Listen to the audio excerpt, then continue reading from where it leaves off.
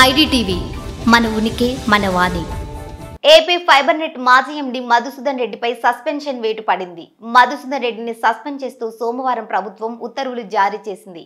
Fibre net కార్పొరేషన్లో అవినీతిని కప్పిపుచ్చుకునేలా మధుసూదన్ రెడ్డి ప్రయత్నాలు చేస్తున్నారని కూటమి సర్కార్ జీవోలో పేర్కొంది. ప్రభుత్వ నిధులు దుర్వినియోగం చేశారని మధుసూదన్ రెడ్డి మీద అభియోగాలు నమోదు అయ్యాయి.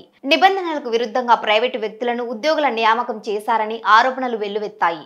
అలాగే మధుసూదన్ రెడ్డి రికార్డులను ట్యాంపర్ చేస్తున్నారని ఆరోపణలు వచ్చాయి. సాక్ష్యాలను ధ్వంసం చేస్తున్నారని జీవోలో ప్రభుత్వం పేర్కొంది. మధుసూదన్ రెడ్డి కేంద్ర సర్వీసు నిబంధనలను ఉల్లంఘించినట్లు పేర్కొన్న ప్రభుత్వం హెడ్ క్వార్టర్స్ విడిచి వెళ్లకూడదని స్పష్టం చేస్తూ జీవో జారీ చేసింది. పలువురు ప్రైవేట్ వ్యక్తులకు లబ్ధి చేకూర్చేలా మధుసూదన్ రెడ్డి వ్యవహరించారంటూ ప్రభుత్వం జీవోలో పేర్కొంది.